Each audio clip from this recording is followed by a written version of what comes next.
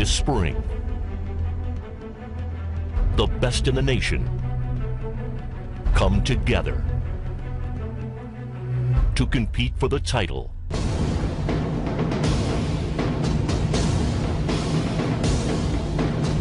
The 2014 U.S. Championships. The 2014 U.S. Championship and U.S. Women's Championship being played at the Chess Club and Scholastic Center of St. Louis.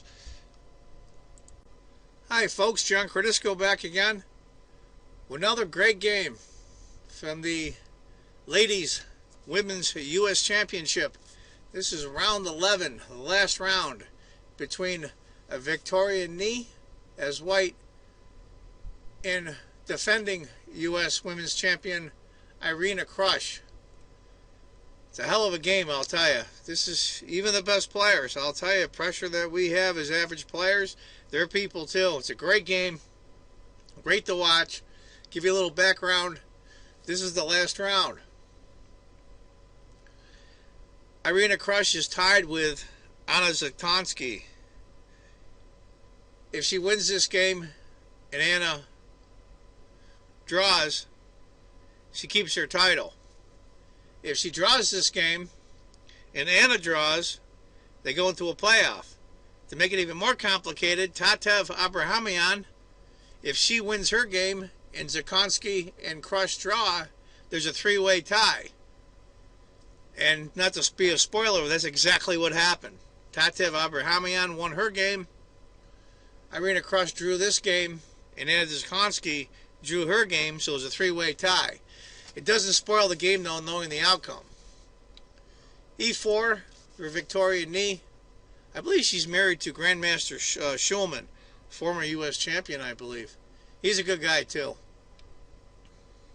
C5 is going to be a Sicilian. We'll just breeze through this a little bit. A closed Sicilian. Maybe this is what I should start playing, a closed Sicilian, because I don't play E4 anymore because of the Sicilian. D6, Queen to D7. Give you an idea of how I think her husband, Grandmaster Schulman, is. When he lost a tiebreak game to Gadakomsky several years ago for the U.S. Championship, for the big championship, he lost at the end in time pressure, and he was heartbroken. And they showed a video of him going outside the Chess Club and Scholastic Center in St. Louis, where they play, and you could tell he was heartbroken. And a bunch of kids ran up to him and asked for their autograph. And he just acted just as cordial to those kids and gave them their autograph, which I thought was a class act. Class act. That's a good guy. Anyway, enough of that. Knight to G2. Irina plays the knight to D4. Knight to F6 shows a little bit more accurate. I probably would have done that too, not to second guess Irina, just to get another piece developed. And knight goes back to C1. She wants to keep that knight for whatever reason. Computer had mentioned maybe castle long would be worth definitely looking at, and I would have too as well. Typical Sicilian, but it's going to be the opposite. It's crazy. But anyway, knight to C1, knight to D1. Tiny advantage for black here. I've got my Fritz 13 computer on off screen. Black castles in C3. So that would tell me that white is going to castle on the king side. That's just my guess. What that knight is doing on D1, I really don't know. Knight back to C6. She retreats the knight and bishop H6. B6. Now the computer suggests bishop takes, queen takes, D4. I just don't like that queen sitting there without a dark squared bishop. I've never taken when I have a fee and kettle dark squared bishop. I don't know why the computer, and you can see the H pawn's coming. D takes, D takes. It's a slight advantage for black, believe it or not, but I'll tell you the truth, as an amateur player, an average player, I wouldn't want to play that. After B6, H4. F6. Bishop takes, king takes. Small advantage for white, but you can just tell in these kind of positions, all hell is going to break loose. H5, here we go. G5 to stop that pawn. F4 just to open up the position. But you're going to remember, White's king's being exposed too. How is she going to castle with those two knights in the way? H6 just to close it up. Knight D3, there goes one knight out. D5. Knight to G4. After knight to G4, you see the pressure that's going to be exerted on Black's king here pretty soon. But White's king's out in the open too. White hasn't castled yet. I have no clue why that knight is still on C1. If she had gone E5 instead, pawn takes check. And boy, I'll tell you, rook takes, and then G takes F. And I'm not sure how this is going to work out. Anyway, she went knight to G4, D takes, F takes, H takes. If F had taken and bishop B7, knight E2, I think it's a chance for White to castle. After H takes, H6 check. Here we go. King to H8. Rook. Pawn up. I think maybe bishop takes. After rook to F1, bishop takes instead. Then knight to D5 and knight to F2 is what the computer suggests. After rook to F1, after king to H8, pawn comes up. Knight takes, bishop A6. I think she's looking for an extra tempo there. She was going to lose that pawn anyway. Knight to G4, hitting the F6 pawn twice.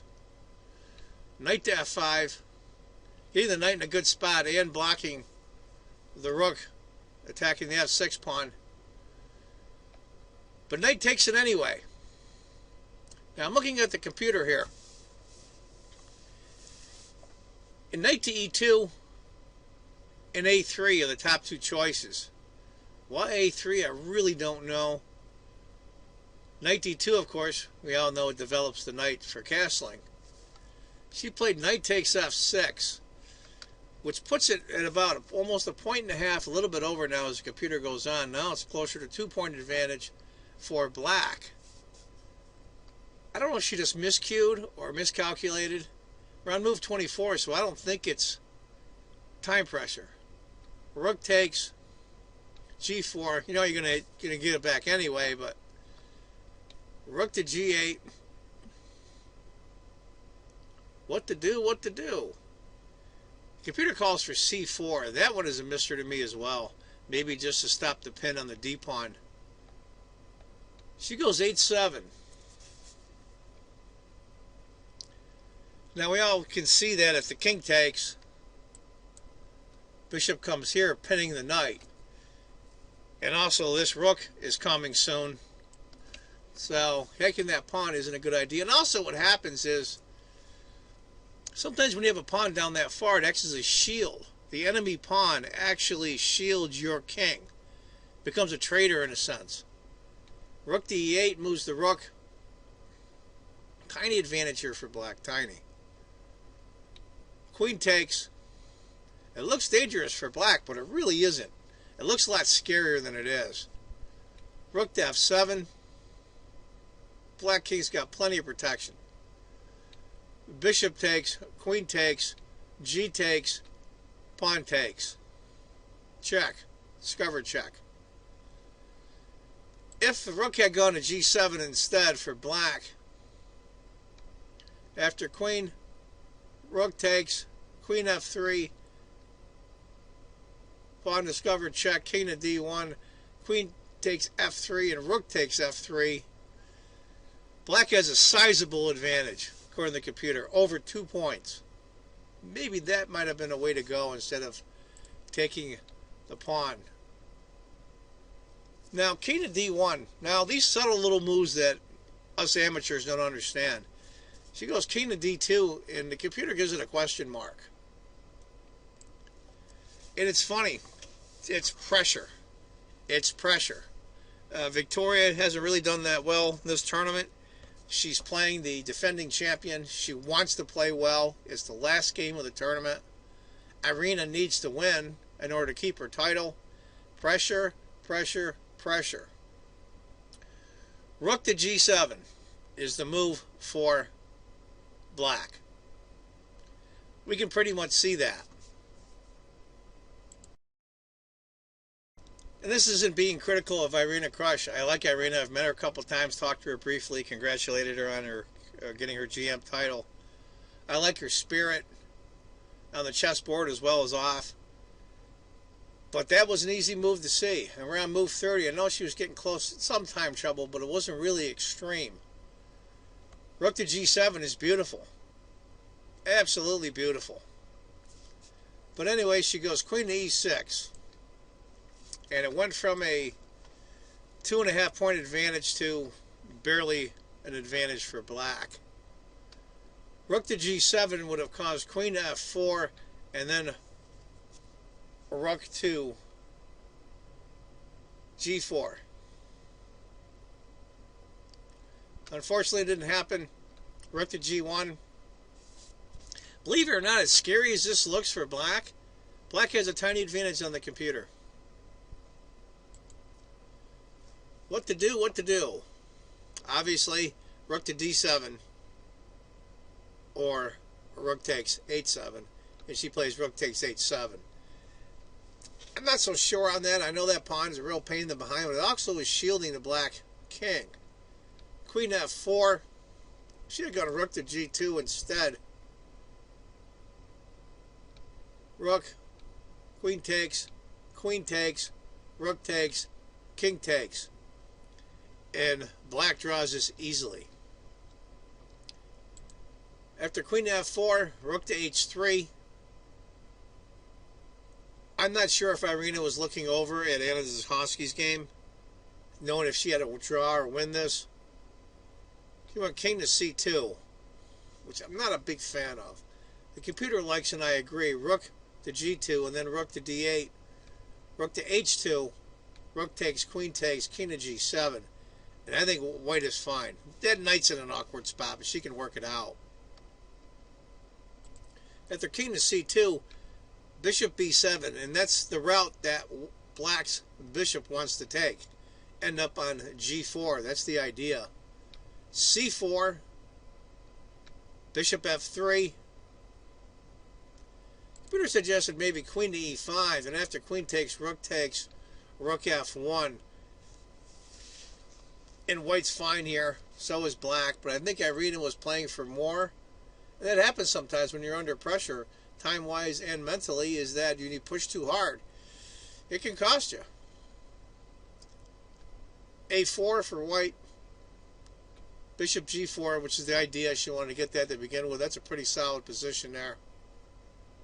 A5, trying to bust up the pawns. Queen H6, queen takes, rook takes, A takes, rook to A7, which was the whole point of advancing the A pawn, is to get an open file. It's pretty much even, minute advantage for white. But that's not what Irina needs for his black. She needs to win this game. Rook to H7, rook to A6, going after that pawn, rook to E6, defending, B4. C takes, king to B3. There's no way that black can defend that pawn, so it's okay just to bring the king up. King to G7, excuse me. King takes, king to F6. We all know that kings are very powerful pieces in the endgame. They're worth more than a bishop or a knight. D4, got to push your asset, right? Your passed D pawn. King to G5, D5, rook to F6, knight, rook to E7. I think Irina's slowly letting this slip away. We'll have to see how it works out. Rook to A8, rook, knight F2. This is a tough endgame. 4 rooks and 2 minor pieces. and pawns on the opposite sides of the board with the pressure these girls are under. We're on move 48. Rook to e3. Rook f8. King h6. Rook f7. You can see they're just trying to... And this is really strange. I'm looking at the computer, and its first choice is rook to e2 for black. But then it's rook to e2 with a question mark. I don't understand. Maybe it's just being cranky like it was in one of my other videos where the chess computer was just being terribly critical in a game that I personally played in. After rook to e2, knight takes check, pawn takes. If rook had taken instead, rook to f1, rook b2 check, king c3, and it's a pretty good advantage for white. So taking on the f-pawn was the correct move. Rook to f4, and this is where I think Irina miscues again. Even though it is the second choice in the computer. Computer calls for g3. She went king to h5. If she had gone g3, rook to d4, rook, king a3, rook e2, would basically drawn. Maybe she saw that and didn't want to go into anything that would even be close. Now it's going up now. It's a 1.5 advantage for white. But after king to h5, rook to d4 check. Or excuse me, rook to d4. These double rook pawn endings are absolutely maddening on your mind. I mean, my God. I mean, it's the oxymoron in chess that the less amount of pieces there are on the board, the more complicated and harder it is. It's crazy. And you're looking at defending your championship. Rook to b2 check, king to c3, rook f2, and then d6. It's got a pretty good advantage, just under 2 points. Rook to f8, king to b4, rook d8. Now I want to say in the last 3 or 4 moves, they've all been the same choices as the computer. Computer calls for king to b5, and white will be up about 2 points in score. She goes c5, and it dwindles right down to 0.00. After king to b5, rook takes, rook, rook, and rook. And white stands very, very well. Over almost 2.5, coming up on 3-point advantage. She's going to win that b-pawn. And that's the way it is. But it didn't happen that way. She went c5 instead, I think, under pressure. Bishop takes, king h4. Black wants to push that g-pawn. King c6. King, rook takes, rook takes, rook takes, rook takes. If you see this coming, g3, king e5, king h2, rook e1. She played it out a little bit longer. g2, king f4, queen, and rook takes. And the next move is rook, king takes, rook. Having bare kings on the board, I'll just do it. And that's the way it is. Bare kings, and the game was drawn. Irina ended up having a 3-way tie for first place. Tatev Abrahamian won her game to cause that 3-way tie, and Anna Zakonski lost. Well, folks, that's the game from the last round of the U.S. Women's Championship 2014. I hope you enjoyed it. Just to give you an idea, even the best players buckle under pressure. So us mere mortals, we don't feel so bad now. Anyway, I want you to remember, if you think chess is just a game, you're not playing it right. Take care, folks. Bye-bye.